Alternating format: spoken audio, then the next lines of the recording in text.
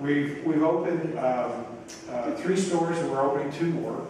And the all natural beef now has been duplicated and imitated, and it's all fine. It's a wonderful compliment. It was a little galling that when I was I used to work every day at Lamar and Martin Springs. My wife did too. In fact, there's a horrible, terrible story of her 3 days before she had our first baby, working the drive-thru window.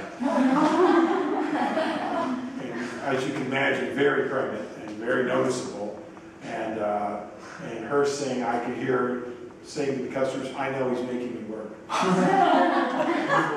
you believe he's making me work. And what happened was, we just worked. And if an employee got sick, there wasn't anyone else. And so, but it also made me aware of everything. You know, it made me aware of the whole thing. And so, new employees come in, and I've already done that job. I know how to do that job. But we were there all the time, and so we had a sense of, you know, what it was all about. You know, I'm really more interested in what you guys have to say, or any questions you have to say. So, you know, I'd love to do the next half. Let's talk. Yes. So it sounds like you took a really, really big risk on not really advertising, especially coming from an advertising background. Right. So were you ever afraid or nervous, or did you have a backup plan? I mean, it's a giant. Yeah, that's a good question. Yeah, I did, and if it hadn't succeeded, we would have done something. You know, we would have gone to advertising. I probably would have used the Chronicle, because I was south, and Chronicles, you know, is the Bible in Austin, and it's certainly the Bible in South Austin. So I probably would have gone to that. I was lucky because I didn't have to have money coming in. You know, I was old enough that I had some money saved up, and so there wasn't this panic attack. You know, oh my God. So we could wait. We could wait it out. But yeah, I would have gone to newspaper. Do you see any advertising in the future? Yeah, I do. I mean, I think what we, you know, if we get 7 or 8 stores in Austin, you know, we're going to hit an area of people who don't know us, and then we're going to have to work on it. You know, right now, it would be wasted. You know, our stores really are almost maxed out, and so whatever we would get from them, we just piss off the people who are in line right now. Yes, ma'am. Well, have you thought at all about, like, if you did do any advertising, how are you going to, like, advertise but still maintain your, like, let it be what you want it to be? Yeah, well, you're right, and I think about it a lot, because, you know, we don't coupon, we don't discount, ever. And so, what we did, who was I telling this to today that would listen? Oh, yeah. What we did is we just said, okay, this is our menu, and these are our prices. And this is if we sell, we'll make a fair return, and that's all we want. This is going to sound super corny, but it isn't all about money. It can't be. It just can't, because there's just more to it. And so we just said, okay, this is a fair price, and we're not going to jack up the prices and then give 2-for-1s. So the people who got the coupon, you know, win out, and the people who didn't get the coupon, you know, are getting stuck helping pay for that guy who got the 2-for-1. So yeah, and we're kind of at the crossroads right now, because we're introduced breakfast at one store, and because it was only one store, I really couldn't get the word out, because if I do, people don't hear that it's only at that store.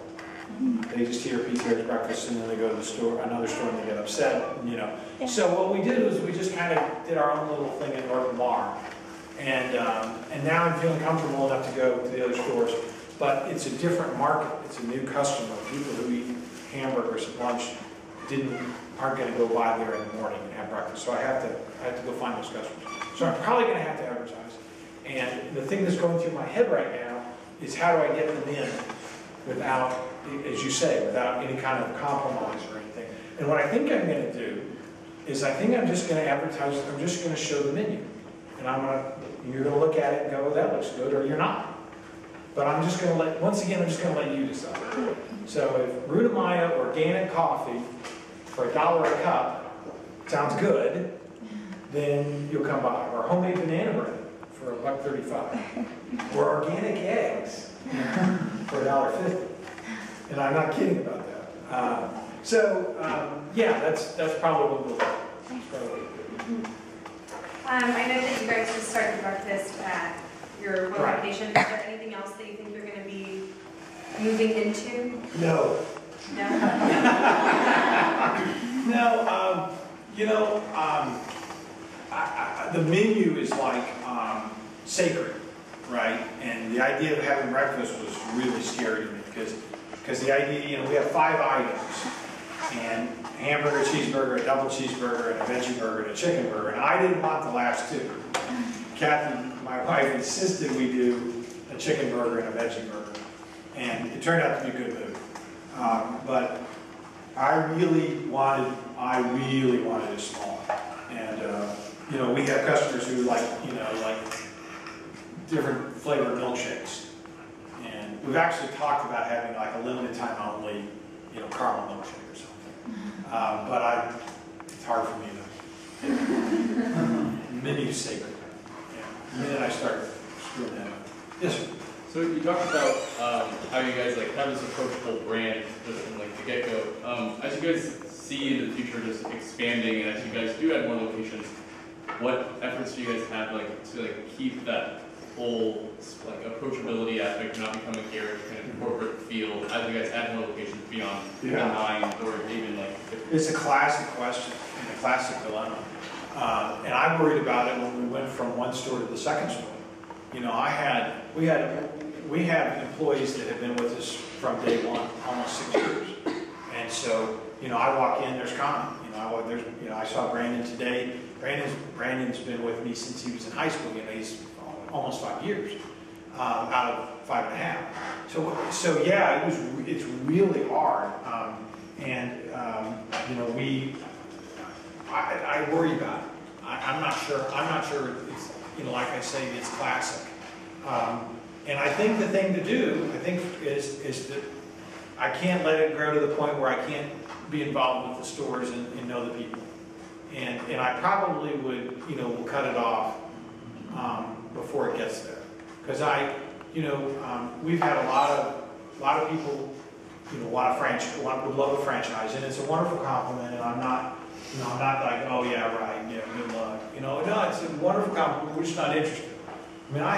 People are nuts, they want to buy a franchise for, Saudi Arabia. What? The price of the ticket for me to go check on a store, it's just, and Mexico and, all over. And it's really, really nice. But yeah, I can't risk it. I screwed up, I put my name on it. And it changes everything. And it really does. And it's hard for it not to be personal. When somebody sends you an email and says, you guys screwed up my order, oh man. Because it's my name, and I'm going to send it back with my name. And usually we go back and forth, because I reply to all my emails. There's a great, I forgot to tell you this earlier, and this is if you guys ever open up a business or want, no matter how big or small business you want. I went to this big conference it was like 1999 before the tech thing blew up the first time. And so everybody's in the internet and they're all making, the jobs things are just crazy and growth is outsane. So I'm at this conference because I was working for a software company or a communications company that was involved with the internet. Anyway, this guy gets up and he's this big hotel in New York and there are like 500 people at lunch. And he goes, it really doesn't matter what business you're in. You build customers one at a time. And Amazon.com, you know, you build customers one at a time.